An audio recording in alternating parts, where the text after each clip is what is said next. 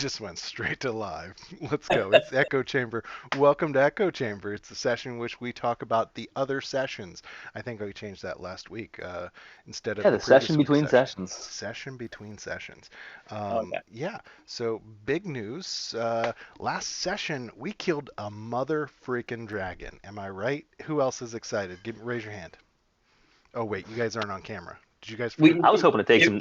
I Listen, no I one have even really went down. I'm hurt. I have my hand up. Got mine up Actually, too.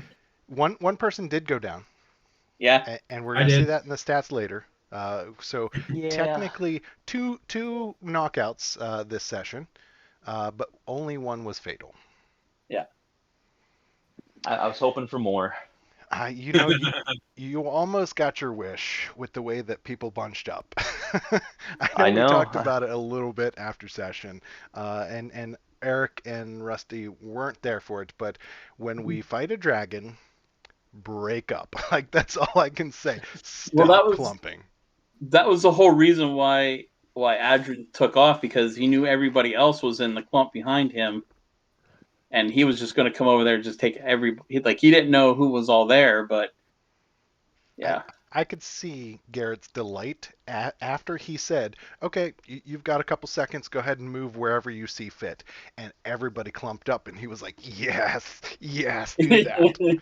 I could see it. Uh, I tried to hold it as best I could, but it was very difficult. I mean, I'm surprised you went for Amrook first instead of just taking him out. I thought about it. Amrook was such a threat, though, as he approached. Both Adrin and Amrook intentionally made themselves a threat and put them in the way. So I couldn't ignore them as the dragon. I thought that would be the move that he would make. Yeah, Take Yep. out the aggressive one, The, let them continue to bunch up in the back, see if another opportunity presents itself. the fighter and the druid you know what? go go I do want to go out of the specify from both of us that was intentional. yeah. But go Oh, ahead, absolutely, Eric. and it What were made you going to say? sense.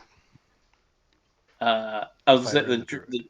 the fighter and the druid uh, go out on a limb to get everybody else's attention, while the paladin, with his 21 AC, decides to hide in the trees and go stealth. You know what? I felt a little bad after the session. I was like, man, maybe I was too hard on Evan. I don't know. But he definitely, first round, was like, I rolled pretty high on stealth, right? No, I'm just going to stay here. It was like, what? I Oh, and loved then I it. could You see Garrett's face motherfucker. light up even more. He's like, what? These squishies group and the tank's not going to engage? Yes! Druids coming out and the paladin staying back. Yep, this is gonna go my way. It's going as I've foreseen. And no offense, Evan. I hope you don't take any to this. I hope it's all constructive.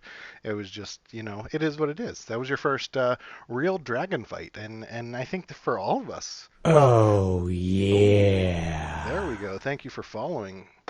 Fragilitis, I guess that's the name. Anyway, I sorry for like the it. distraction. Yeah. So hope you take it constructive, Evan, because we try not to bash you too much. It's just one of those things. But that does bring me to first question of the session is for Garrett actually. So when you play a character slash monster, do you play the move based on their intelligence, or how do you go ahead and do it? Because, like, as I'm thinking about it, like a bugbear, for instance, might be low intelligence, so they might just hit the first thing in front of their face.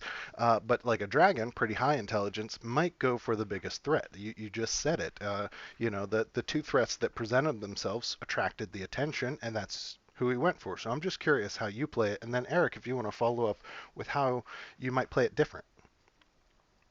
Yeah, I've really tried to get into more character mode. I don't just look at intelligence. In fact, I rarely just look at the printed stats. Instead, I end up doing a lot of reading about the history of each individual monster that I throw at you guys, what their temperament is, then try to adjust it and craft it a little bit based on that individual. What is this young green dragon? What was his temperament and background? So I probably go overkill thinking this out too far. So for me, he had an approach whenever he came in. He had a thought process. He has visible target. There are things that I want to do as Garrett that I know I can take advantage of you guys as a group because I know your fighting style, I know your history, I know what you have. But I do have to sometimes play dumb, sometimes play smart, or just play different in the way they attack. In this case, I thought he's going after the biggest threat, not just who's closest or who's there. Adrian certainly called him out. Adrian was the hey, look at me, but Amrook was aggressive, came in. I can see him wanting to wipe out Amrook right off the bat because clearly this thing has no fear of the dragon. That's the one I'm afraid of, the one that has no fear. So let's go mono e mono with Amrook. And then once he put a little damage in you, it's like, all right, now let's look elsewhere to see what we got. And that's whenever he turned to start taking out some of the squishies. So he tried to scare you a little bit and then move on. Now the bugbears, it is just who's closest, who can I hit? The the hill giants, I played very dumb of hit and go, get throw rocks until you can get so close that you can club them, and or just stay back and keep tossing and do as much damage as possible. So no strategy whatsoever. So I'm really trying to get in the mindset of what are these beasts known for? What are their mentalities with this enemy? What's their goal in the fight? And that's how, and try to carry that through, not just the most strategic all the time. Makes sense. E, what do you agree, disagree, do different? Oh my god, 100% agree. Nice. I mean, it's if you get some kind of a animalistic monster sort of thing, they're going to go, that's attack differently than something that's with intelligence. So yeah, no, I 100%. Yeah. Yeah, I like trying to give you guys different types of battles to go after as well that you don't necessarily know what they're going to do, who they're going to go after, or what their intentions are. Yeah, no, that's that. I mean, makes perfect sense that you'd play the monster the way you think the monster would play, same as we would play our champion, or when we play multiple champions characters, we would play them how we think that they should be played according to their fighting styles and abilities. So that makes sense.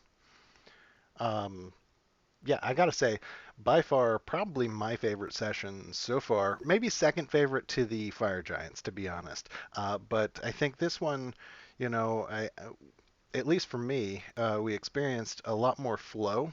Uh, Maybe not character ability wise, but the first round, if we go back to the session, I kind of looked back, started around 11 o'clock, maybe a little after, and that first round took half an hour. And so I was looking at it and I was like, okay, that's about average. But then the other two rounds only took half an hour. So we definitely, got into some sort of flow there.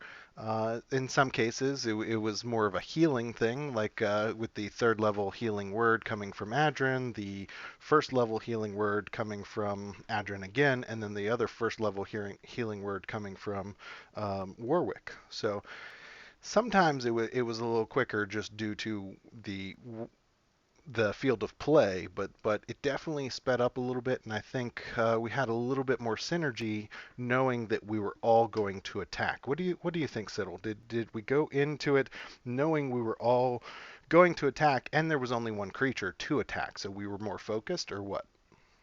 Yeah, I think that only having one creature definitely helps us because we're like a bunch of fucking like golden retrievers. Hey, look, squirrel over there. I'm gonna go attack that one normally. And so just having one target for us to all concentrate on, I think that the tactics kind of come a little bit more naturally then versus having seven hill giants or something we're fighting and everyone's working down a different path. Yeah, that makes sense. And like we kind of talked about that a little bit in the campfire chat on our Discord, right? That we haven't put it in play yet, but one of the early movers, we'll call them, the person in the turn order who's early should try and call out what the play is. And we Yeah. really could have taken advantage of it in the last session, the Great Escape, but this one, it wasn't. It was one monster that we were fighting, so you couldn't really do that. We were just all knew what to do. So yeah, I think you're right there for sure.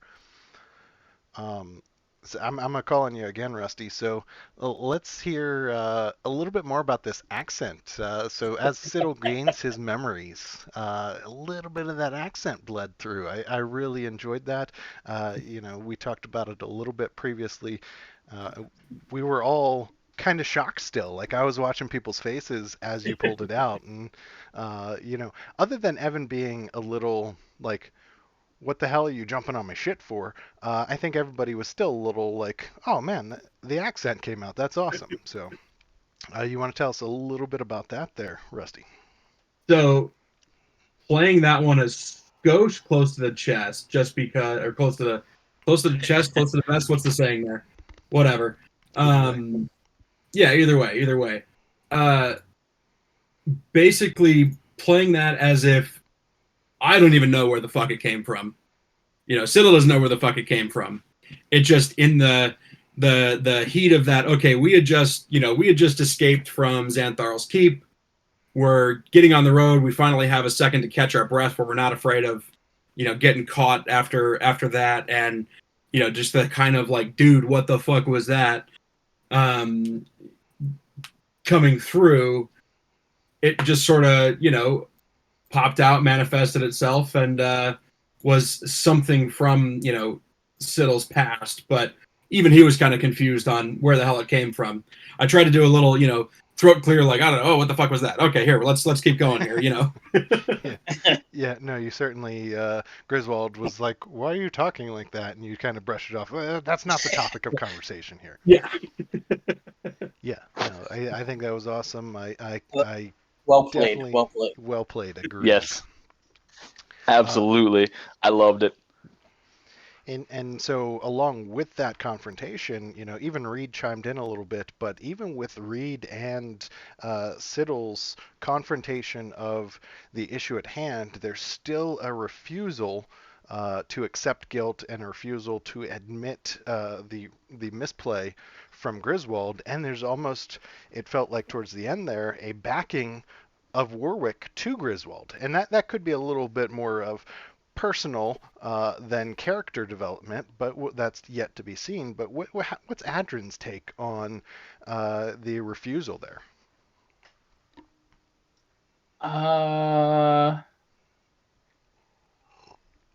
Or does Adrin just not care at all, and he's like, whatever, let's move?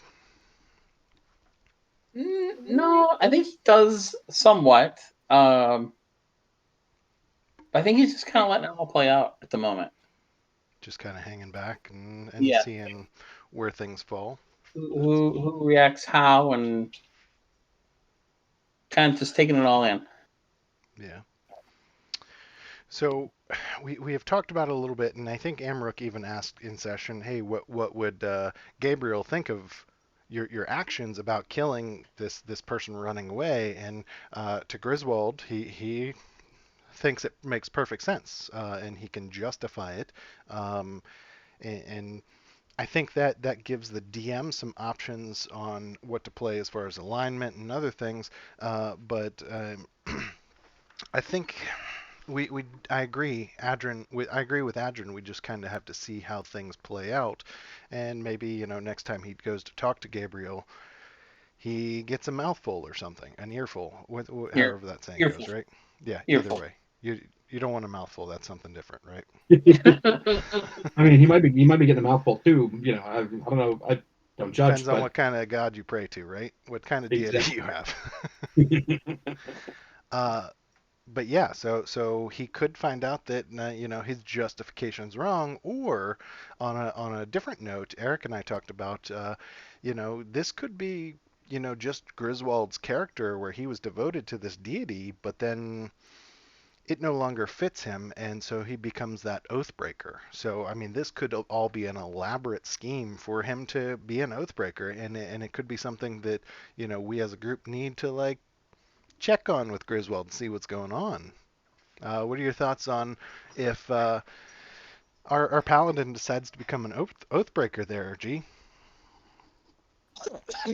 Oh, sorry, I got a bit of something in my throat here. I'm struggling to talk. You got a mouthful. I got a mouthful. Hey, I have no opinion on this whatsoever. We shall see what the dice bring. All right. Do you think, as far as alignment and other things like that develop, that it will change your plans if he does become an Oathbreaker? Ah, I got to be cautious here. My plans are always continuously shifting based on the week-to-week progression of the characters. Like I said, I've got a general map, a thought of what's going on in the world, but it does continuously shift based on what you guys do. In some cases, it shifts right in the middle, like us deciding Deciding we were going to go back to Chamb3r. here's Yeah, 100 things that they could possibly do, and we picked 101st. Exactly. Hey, let's all go to Yartark. No, we're not doing that anymore. Oh, let's go up to Mirror. No, we're not doing that anymore.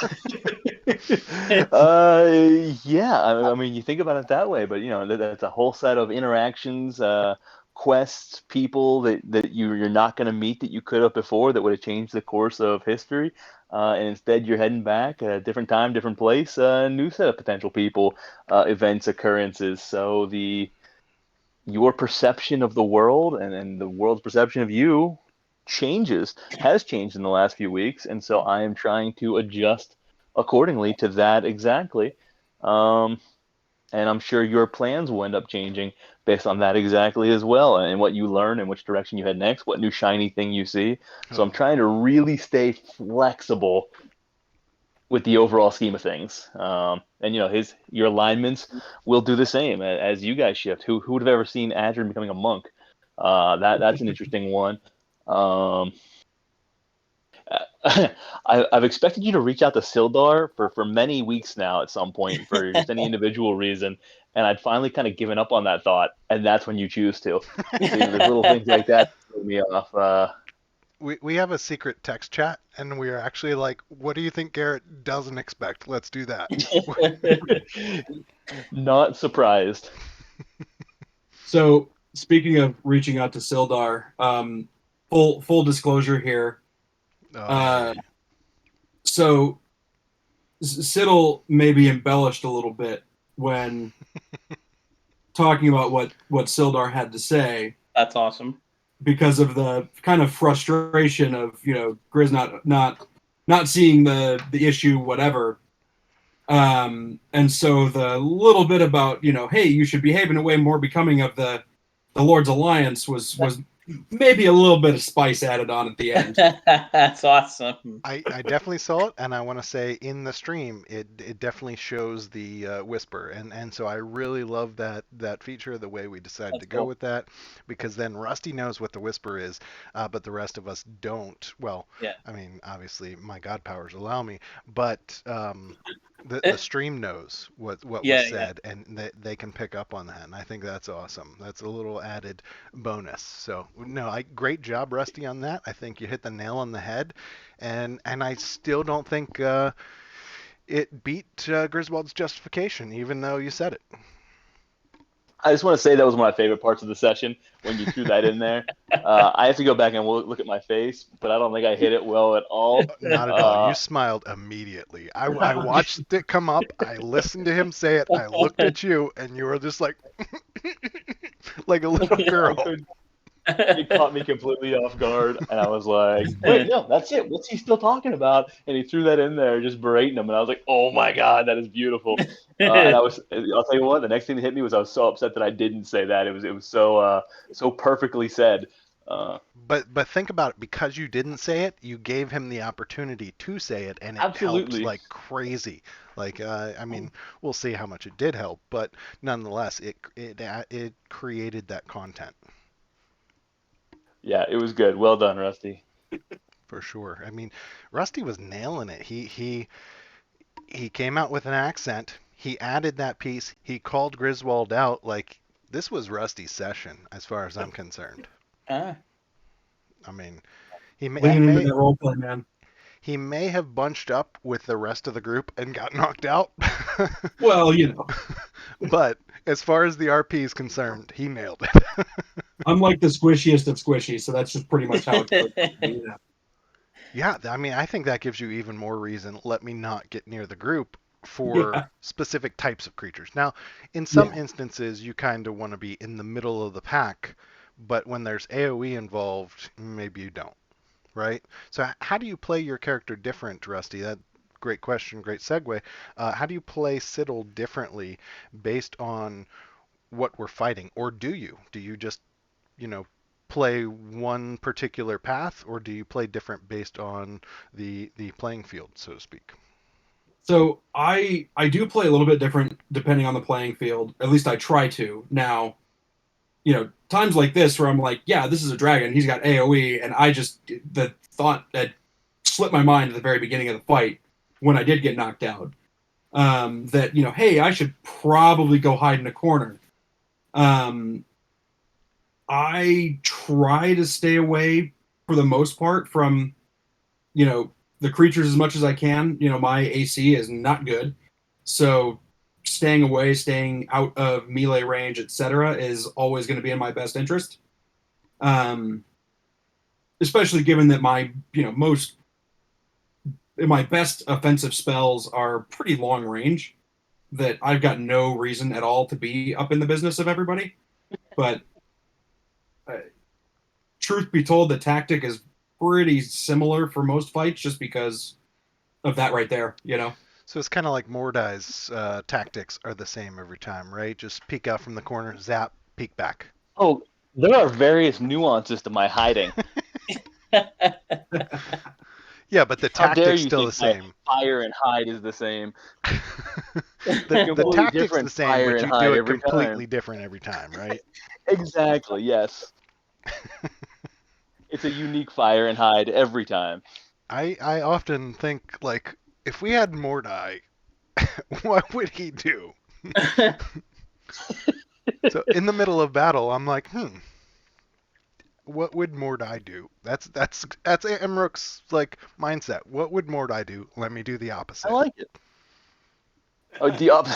Did the opposite. Well, Uh, because like between a fighter and a sorcerer, they're pretty much opposite tactics, right? That is very true. Yeah. Yeah. And then as far as DM tactics, I mean, as long as you keep Griswold in your back pocket as your support character, I think you'll be fine. Oh, yeah, Chris is my best. He's my MVP. He's my support character. Grizz had more of an impact than the dragon. Maybe not. Maybe not. I'm sorry, Evan. I'm sorry. Um, yeah. So overall, I mean, there was a lot of RP in the beginning, kind of a little back and forth, a little almost animosity felt within, or tension, we'll say, felt within the group because of Grizz being called out and stuff like that. So, just out of curiosity, Eric, how do you deal with and G, you can chime in here too. As a DM, do you try to dissuade that tension? Do you wait and see how it goes? What do you do as a DM when you see like, these things happening? Because I mean, obviously no one wants to escalate to a point where there's too much tension and it doesn't become fun, but at the Yeah, same time, we do want, and I think Garrett said this, we do want to get to a point where we have such synergy that there aren't mistakes being made when we get to that final battle. Because I mean, granted, there's always going to be mistakes that are made, but if you can minimize those mistakes, then obviously it's going to have more of an impact on the battle itself. So, what do you do as a DM? however, animosity like that builds character. So I let it play out until like, okay, guys, all right, that's all right. That now you're starting to bring it off the table into that sort of thing. But when you have character, that a little bit of a riff, it's character development, player development. So I enjoy it. I think we saw that little bit of a rift actually from Grudhog, right? Like, and Mhm. it's funny, and I know we've all kind of talked about this. It was the exact opposite, in which Griswold, Yeah, the rift still involving Griswold, but he was on the opposite end. He wasn't on the the killing end. And Right. I think, actually, Eric just made this comment the other day when we were talking, and Garrett made it that night, that, because of that first alteration or that first interaction, what if Griswold's on this killing path because Reed and Amruk killed Guh? And so now he sees it as okay, and he just hasn't defined when it's not okay. And Yeah. I kind of came back with well, he was going to kill him. He was going to kill Guh anyway. He just wanted it to be his strategy, and that's why he was frustrated. But I could be completely wrong, and it could be no. That's what it is. Griswold saw the killing, and so he thinks killing is okay, and he doesn't know anything else. I don't know, Rusty. What's your thoughts on that? Yeah, I mean, That's an interesting point. I definitely like Eric's thing about, hey, as long as it stays on the table and we're not like it's not turning into a dude, go fuck yourself, I can't believe you did that, blah blah blah, and it becomes a personal thing. But I do kind of think that may be a little bit of it where it's, monkey see, monkey do to some extent. Possibly. I could see it. What were you going to say, though, E? no, I was just agreeing with that. Or maybe he's like, well, that looks kind of like fun, so I'm gonna do that. Yeah, and I mean that could just be the way Grizz is thinking, and so he doesn't understand the difference, and so he just needs, I feel like Griswold, you could have a private conversation with him about a wrong justification or something like that, but having it out in the open doesn't go well. You know what I mean? And that, I Mhm. mean, that could be true for all of us. We've just not all been in that situation. I don't know, but Yeah. I definitely feel the private conversation but would be the way to go with Grizz. Like obviously in game, not with Evan, because Yeah. nothing wrong with the way Evan's playing it. He's playing it Yeah. No. to the way he thinks, and Right. it would just be again, like you said, character development to be able to have that private conversation and be like, yo, if you want, we can keep each other in check. You know what I mean? That type of stuff. So Yeah. I think it also creates some content. So I mean, kudos to Evan, I guess. I mean, Yeah. Mm-hmm. yeah, Yeah. and Adrin. I think Warwick called Adrin out on this Great Escape because it got it. It also contributed to leading us into the dragon fight. When you ultimately think about it, we want to put the blame on Griswold because he killed, and ultimately that kind of brought it in. But it's also on Warwick and the rest of us for the initial lie that we got caught in, as well as the escape itself, which we all went along with. So, I mean, ultimately, it is kind of all our faults. And if you want to, have a conversation about it, we just need to establish that, I think. Yeah. Mm-hmm. I don't know. Just my thoughts. And with that deep thought, I think it's time. Rusty, are you ready? I just sent that before the stream started, so we could go to stats chat, or we could go to magic item.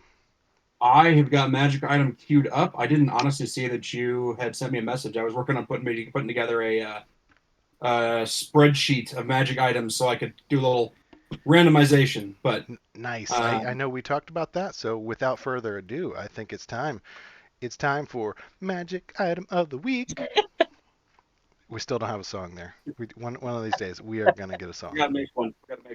Yeah, yeah. If anybody sees this later on, they're like, "What the heck were you guys doing? Why were you like?" Yeah. Anyway, go ahead, Rusty. I think we're ready. All right. So I've got three fun ones here. The Ring of Jumping, the Bead of Force, and the Wand of Fireballs. So start out with the last one on the list there. So Wand of Fireballs, I think would be a great complement to Griswold's Wand of Magic Missile. But Wand has 7 charges. Fireball or firebolt? Fireball. Ooh.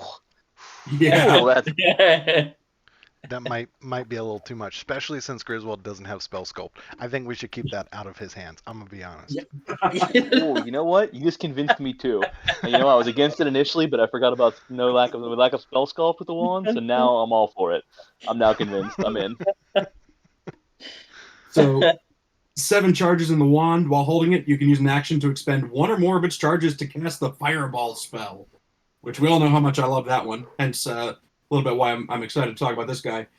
With a spell save DC of 15. Wow. Yeah. So wait, one wait. charge. Tio. So if is it like the Wand of Magic Missiles, to which you could cast at a higher level to cast multiple spells? So you could cast 6 fireballs all at once? It'd be a 6th level fireball, yeah. Yeah, well, you're increasing spell slots, essentially. Yeah. Okay, so it would if be you all use 2 charges, you're casting it at 4th level, so you get an extra d6. Okay, all right. I was making sure there weren't multiple fireballs coming, like there are multiple magic missiles, because that would be pretty crazy. That would be apocalyptic. It's a meteor shower, boys. Let's go.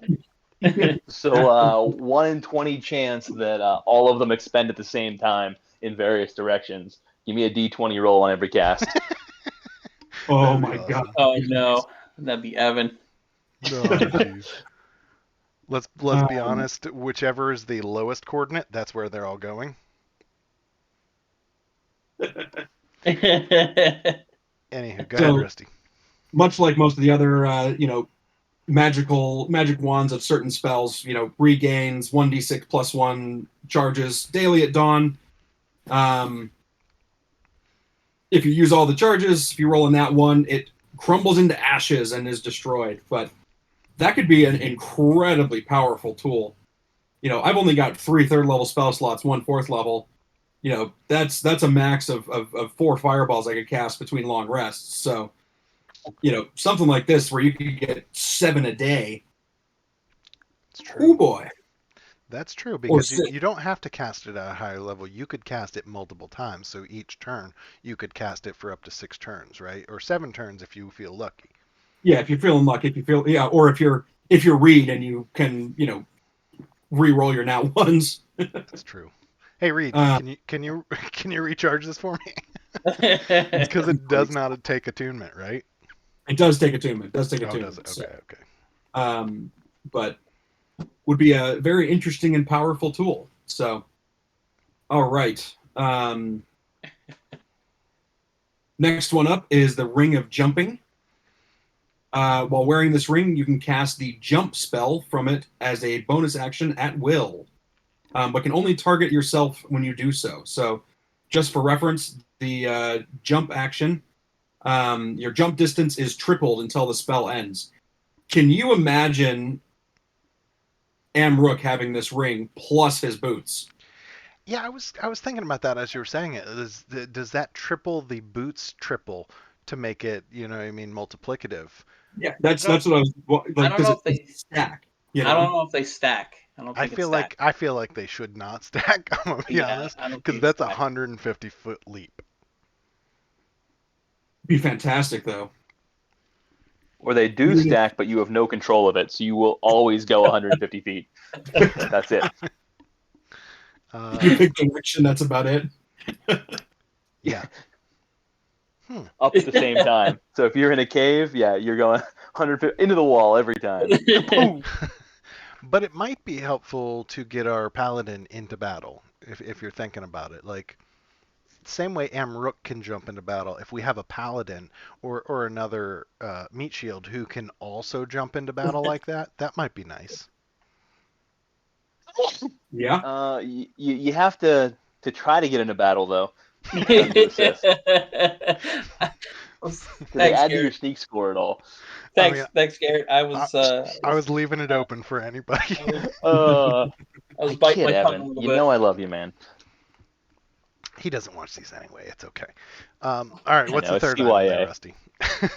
The third and final one for the evening is Bead of Force. So, wait, what is it? Sounds Bead of very what? erotic. I'm gonna be honest. Before you go into description, it does sound a little erotic. the bead of force. So a small black Okay. sphere measures 3/4 of an inch in diameter and weighs 1 ounce. Typically, 1d4 plus 4 beads of force are found together. You find a little pouch of them or whatever. I'm thinking sort of akin to a little sack of ball bearings. You can use an action to throw a bead up to 60 feet. Bead explodes on impact and is destroyed. Each creature in a 10-foot radius of where the bead landed must succeed on a DC 15 Dex save or take 5d4 force damage. A sphere of transparent force then encloses the area for 1 minute. Any creature that failed the save is completely within that area is trapped inside the sphere. That's pretty cool. Creatures succeed on the save or are partially within the area are pushed away from the center of the sphere until they are no longer inside it. Only breathable air can pass through the sphere's wall. No attack or other effect can. An enclosed creature can use its action to push against the sphere's wall, moving the sphere up to half the creature's walking speed. The sphere can be picked up. Its magic causes it to weigh only 1 pound, regardless of the weight of the creature inside. So this is like a fucking like energy bubble. You could, stick a dragon inside of it and throw the dragon off a cliff, I don't know how that would work. I have never run across that one. This was part of my randomized spreadsheet. Pop this one up, but Nice. I like it. All right. All great items, Rusty. Thank you for doing that one. I do see some possibilities there. We'll see what we come across. I also would feel remiss, since we're talking about Read with the Ball Bearings. I was really hoping that the Deck of Illusions would come out at the beginning of this battle. Like, I know that Althea threw a 5-foot baby dragon out there, but at the same time, the Deck of Illusions could have provided something. I don't know, but I was hoping. Yeah, exactly. Something like, I mean, who knows? You could get like an illusion of a Tarask out of it, right? I can't remember if that's one of them or not, but yeah, you could certainly get some interesting things. I like to think so. In my guesstimate, I would say from Reed's standpoint, he probably saw that the little dragon was ineffective, and it only did go, 3 rounds? That actually went fairly quick as far as the battle went, so you didn't have to go as deep as I expected you guys to. I think given a little more time, it could have happened. A little more, I won't say desperation, but a little bit more strategic alignment over time. All right. I dig it. We'll see what happens in the future with it. And with that, I think it's a good segue to, since you mentioned 3 rounds of battle, I think it's time for the stats chat. Stats chat.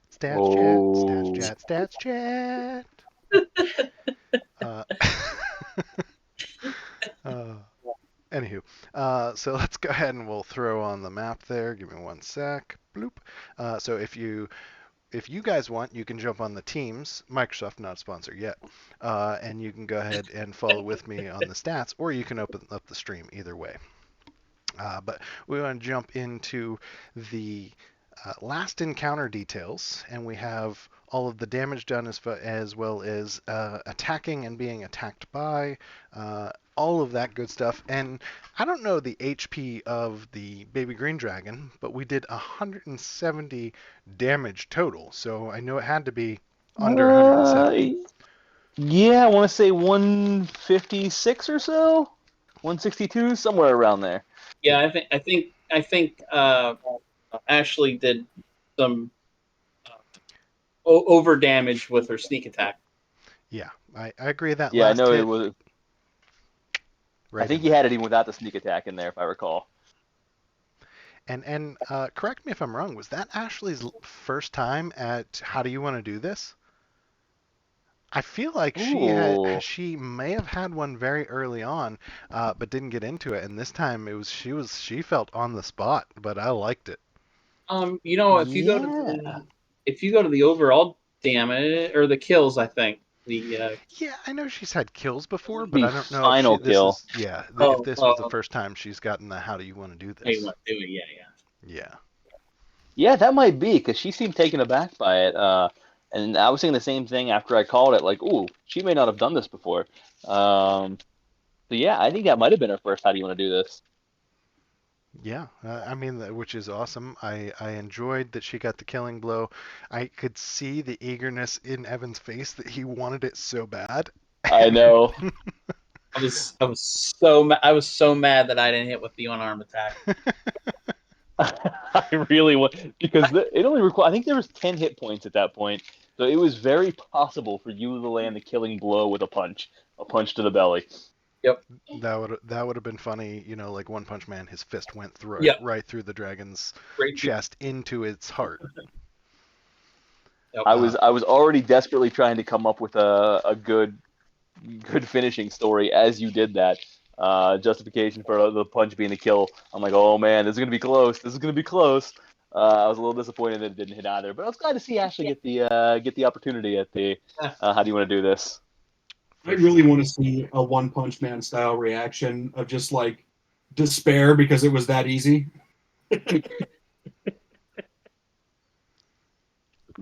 Going back to the skeleton in the attic. Yeah. Exactly. Oh my god. You guys never look so disappointed or so shocked by a fight. I just remember your faces during that moment, loading up Shillelagh. Eric comes in, smacks it, it shatters, and that was it. Everyone just paused, like, okay, now what? Be ready. Look around. And you guys were just frozen. In our defense, that was the first anticlimactic battle. Yeah, it was. Yeah, it was. That we had was. just come Oh, off absolutely. of too. And I love it. I wanted to keep you. That was the point of it, was to get you some anticlimactic. Throw a different battle at you, so you weren't always prepared for death. But it got every bit of reaction that I'd hoped for. For sure, it was good. Jumping back Anyways, into the back to the stats. stats chat. Yep, stats chat. So Eric, I know we talked about Amrook's Tunnel Fighter and how he does quite a bit of damage with it, but as I'm looking through this, he only got 2 additional attacks via Tunnel Fighter and only one of them hit. So I think it's just the Giant Slayer in general does quite a bit of damage, and that was without the additional damage that it would have done to giants. And as we look at it, it's actually pretty spread out. So if I can get to the damage overview for just this one, give me one sec. We can see that, yeah, he did 62.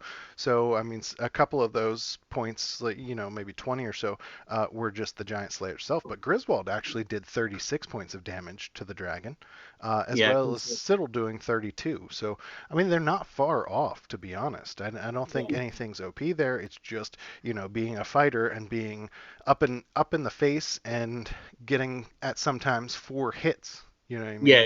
The action surge was big too. Yeah. Yeah, I knew at that point, from the previous battle, someone needed to go full Nova, and so I was willing to take it on.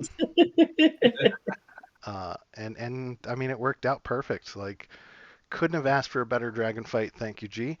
If we look at some of the spell casting damage, Chromatic Orb coming in, I think twice it was cast, right? Once from Siddle, and then once from Althea, was it? Yeah, but I think she missed. I didn't realize that. I was thinking Siddle went twice. I know. No, she tried. I think you're right. She tried it at the beginning, at the first round, I think. Yeah, we could actually just click on it and see that it was only Siddle that did the Chromatic Orb damage, but I'm pretty sure Althea did cast it. And then Fireball coming out with the dragon's legendary action to dodge a suggestion. He didn't have to use a legendary action to dodge the second suggestion, and then using his second legendary action to dodge most of the Fireball damage, or half of it, right? So, that was pretty big damage. The Chromatic Orb from Rusty from Siddle was the other part. Adrin thrown in some Frostbite there. You know what? Nice as well. Rusty's Chromatic Orb was a critical too. Oh, that's right. True. That's true. I was trying to figure out how I did so much with Chromatic Orb, did the same amount as with Fireball, but yeah, that makes sense. And most of Griswold's damage, funny, and I don't want to throw this at Evan again. If you look at it and you select Wand of Magic Missiles, 25 out of 36 points of damage from our Paladin was ranged. I think that's hilarious. Wow. I mean, you can't mess with those, so it really helps Evan out. I think he should probably use it more often, but I do think it's very funny. Yeah. And then I won't go into too much. I did want to do too much individual wise. I mean, I know I looked at Amrook's stats from this battle, but if we look at the healing done for Green Yun Thing, that is what this previous session is called Green Young Thing, GYT. Green young thing. All right. Any Michael Jackson fans here? No, I didn't make the That one reference. doesn't ring a bell. PYT. Pretty young thing. I like it. I won't sing it because of copy because we're not You might copyrighted. get DMCA'd. I understand. Yep. You would be completely on tune. If I tried to sing it, we wouldn't have to worry about it. But I'm gonna let it go. I don't want to hurt the audience's ears. If we look at our healers this time, it was actually Adrin and Warwick were the only two healers. So oddly enough, even though we were fighting a dragon, we didn't have to use healing spirit. We only had a total of 23 healing done. So I think that is a pretty crazy stat to look at too, because when you think about a dragon fight, now I know this was a young green dragon, and when you compare that to a dragon in its lair, and you can compare that to an adult or ancient dragon, like you're talking big differences. But nonetheless, it's still a dragon fight, and I think overall we had high damage output, and we didn't take too much damage. except Overall, for except for Althea and Siddle and Amrook actually, I, and the three horses. I say we didn't take too much damage. Oh. Overall, the party took 160 damage. But I mean, individually, we didn't need much healing. We didn't need much mitigation of damage taken, right? So that's kind of what I'm looking at there. And agreed, most of it, 110 out of that 160 was acid damage. So that was one breath weapon from the Green Young Dragon that did 110 damage because of the horses, because of four people being grouped up there. Let's look which round that was round two. So Yeah. who got hit by Althea, Siddle, Warwick, and the horses. So three people plus their horses. And plus Reed's horse was in there too. Sorry, Garrett, the 2 hours you spent creating the horses for us is now gone, except for Adrian and Amrook, who, funny enough, they both kind of have some sort of connection with their horses and with nature. If you think about it, this kind of makes sense for the story. It's true. I kind of forgot that now we're stranded without horses for the most Yeah. part. Yeah. Fuck. Yep. 4-day trip to an 8-day trip. Yeah. Yeah. Well, once we get to Long Saddle, then we can get horses. Yeah, for sure. That, and I want to throw it out there, Eric, you brought it up. What if Gabriel doesn't agree with what Griswold did and he takes his power away and Frank goes bye-bye? What happens at that point? You know what I mean? Like then Yeah. what does Griswold ride? What does he do? Like he no longer has Frank. Silence. That's what I expected. And and on that note, I think we'll go ahead and end the stream. Thank you everybody for watching, and we'll see you this weekend. Wait.